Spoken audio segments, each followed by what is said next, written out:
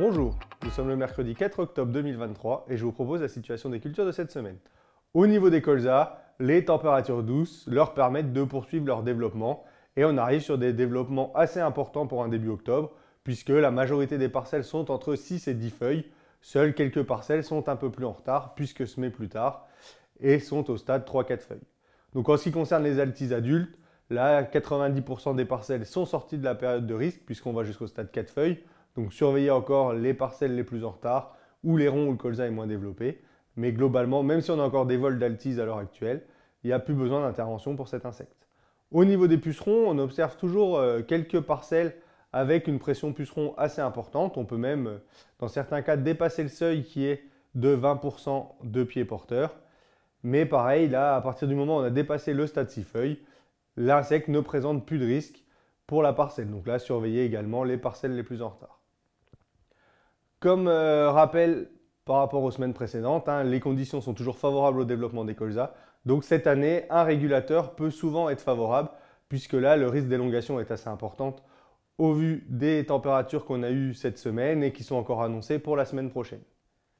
Au niveau des semis de céréales, donc les premiers semis ont démarré en fin de semaine dernière, on en a encore un peu cette semaine, mais il n'y a pas d'urgence puisqu'il n'y a pas de pluie annoncée avant 10 jours et des températures surtout très élevées. Et on observe dans les repousses, dans les sipans, des pressions pucerons très importantes.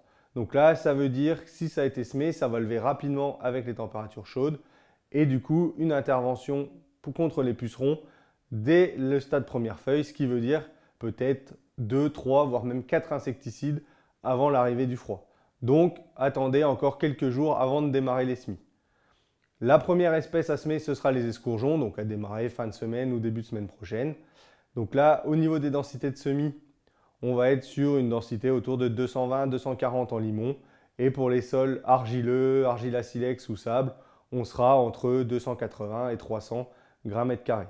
Semé à 2 cm de profondeur.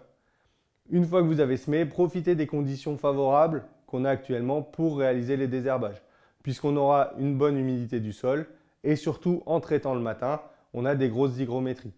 Donc ces grosses hygrométries vont permettre d'avoir une bonne efficacité. Donc traitez en priorité le matin pour bénéficier de ces bonnes hygrométries et surtout de ne pas avoir de vent, puisqu'on observe avec les températures élevées l'après-midi, on a une hygrométrie qui est vraiment très faible. Attention si vous utilisez des produits à base de prosulfocarbe comme le Défi, le Déco ou le Minarix ou autre. La réglementation vient de changer et la distance de sécurité riverain passe de 5 à 10 mètres si vous utilisez des buses antidérive à réduction de 90%. Attention parce que peu de pulvérisateurs sont équipés et pour toutes les autres buses antidérive, la ZNT riverain sera maintenant de 20 mètres. Donc faites attention pour les désherbages dès cet automne. Je vous souhaite une bonne semaine, à la semaine prochaine.